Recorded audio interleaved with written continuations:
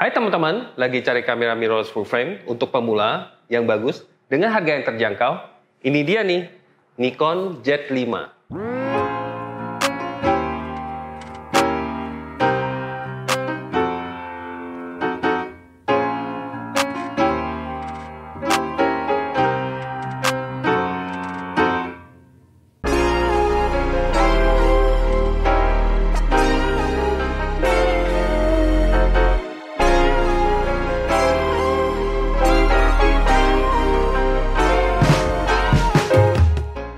Halo semua, saya Ence Chin. Hari ini saya akan berbagi pengalaman saya dalam menggunakan kamera Nikon Z5 dengan dua lensa.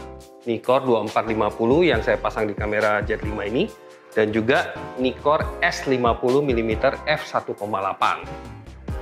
Kamera entry level full frame ini memiliki sensor 24 megapiksel. Jadi sama dengan kamera DSLR Nikon yang seri D600-an dan D700-an. Sensor 24 megapiksel ini punya filter AA. Tujuannya untuk mengurangi moire atau menghilangkan moire saat kita memotret tekstur yang padat seperti dalam pemotretan fashion atau untuk merekam video. Tapi memang agak mengorbankan ketajaman di tingkat detailnya. Dibandingkan dengan kamera mirrorless entry level yang lain, fisiknya ini terasa lebih kokoh ya. Jadi ini mirip dengan abangnya Z6 dan Z7. Layar LCD-nya juga sama, kualitasnya lebih bagus daripada kamera mirrorless full frame yang entry level lain. Dan juga jendela bidiknya juga high resolution juga. Dan gripnya itu enak dipegang dalam waktu yang lama. Sebagai kamera entry level, saya cukup kaget karena di sini punya dual SD card slot dan kemudian 5 assist stabilization.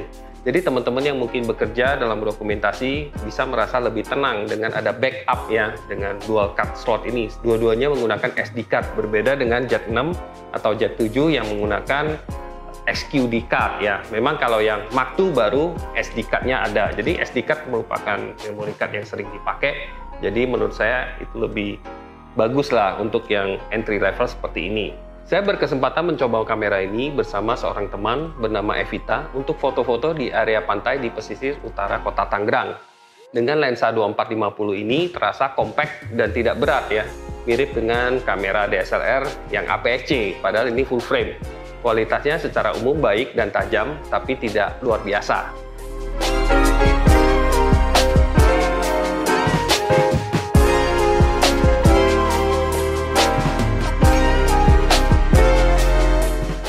Tapi saat dipasangkan dengan lensa Nikkor S50mm 1.8 ini, kualitas gambarnya tentunya meningkat ya, sangat bagus sekali, sangat tajam di bagian fokus, tapi tidak terlalu kontras, sehingga kalau untuk foto potret itu terlihat masih lembut wajahnya. Dibandingkan dengan lensa Nikon di zaman DSLR yang 50-1.8G, saya jauh lebih suka lensa ini. Kenapa? Karena lebih tajam di bukaan terbesarnya di f1.8, sedangkan yang di zaman DSLR itu biasanya saya harus stop down ke f2.5 atau f2.8 untuk mendapatkan hasil yang lebih optimal.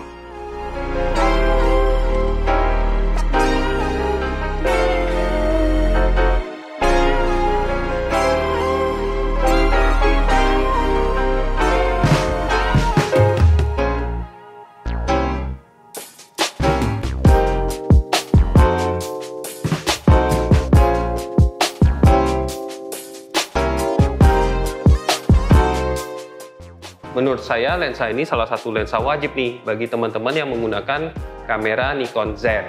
Karena lensa ini fleksibel ya, bisa menghasilkan gambar yang bagus, bisa untuk foto potret, fashion, dan lifestyle, travel, dan street photography. Dalam review ini, sebagian foto potret yang saya tampilkan ini menggunakan setting picture control neutral ya, untuk hasil yang soft.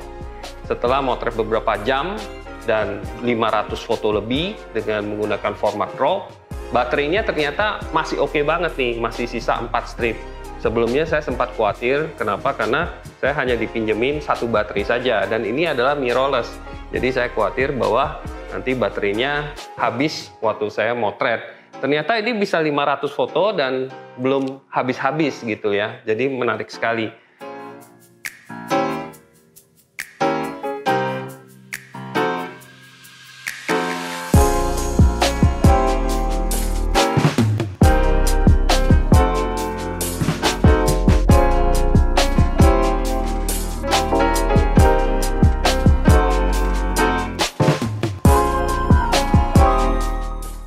selain itu saya juga udah mencoba autofokusnya. Autofokus kamera ini cukup cepat karena sudah dibantu dengan face detection autofocus 273 point.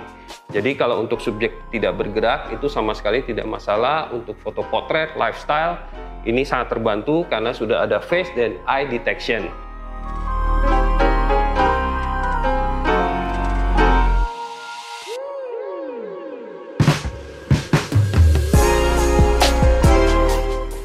Berbeda dengan Nikon Z6 dan Z7 generasi kedua, jika subjeknya agak jauh, katakanlah 3 meter atau lebih, ini hanya bisa face detection saja.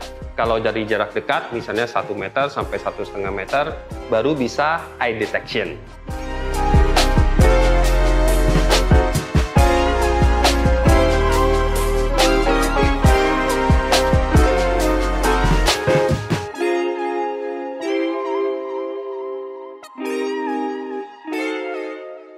Untuk lensa paketannya seperti 2450 mm ini, lensa ini memang enaknya relatif compact dan biasanya dipaketkan dengan kamera waktu kita beli, tinggal tambah sedikit saja. Nah, ini juga padan dengan Z5-nya sendiri. Tapi ketajamannya menurut saya standar saja, sayangnya bukanya juga variabel. Saat kita zoom, bukanya mengecil dan di 50 mm itu bukaannya mentok di f6,3. Ya, memang ini untuk supaya ukurannya tetap kecil ya, tidak terlalu berat. Yang membedakan kamera ini dengan yang lebih profesional seperti Z6 dan Z7 adalah kinerjanya. Kamera Z5 ini hanya bisa shooting continuous secepat 4,5 frame per second. Nah, ini mungkin tentunya teman-teman yang suka foto olahraga atau subjek yang bergerak cepat mungkin agak sedikit kecewa. Selain itu, bagi teman-teman yang suka merekam video, terutama sekualitas 4K, itu juga sayangnya Z5 ini ada crop 1,7 kali, jadi cukup dalam ya, seperti APS-C crop. Nah, meskipun saya lihat dari segi fisiknya, dari desainnya itu sebenarnya sudah oke banget untuk merekam video. Contohnya dia punya headphone dan mic jack. Kesimpulannya, Nikon Z5 ini cocok untuk berbagai kebutuhan fotografi, dari potret, fashion, lifestyle, travel, dan lain-lain. Cocok bagi pemula maupun fotografer yang sudah berpengalaman tapi menginginkan kamera mirrorless full frame yang berkualitas dengan ukuran yang lebih compact. Untuk fotografi subjek yang bergerak cepat seperti olahraga dan wildlife, satwa liar, burung misalnya, saya lebih menyarankan kamera Nikon yang lebih atas lagi, misalnya Z6 atau Z7 terutama yang generasi kedua yang sempat kita review juga. Atau kamera DSLR Nikon seperti Nikon D500, itu sangat cepat sekali. Terima kasih untuk like dan subscribe-nya. Sampai jumpa lagi di video berikutnya. Bye-bye!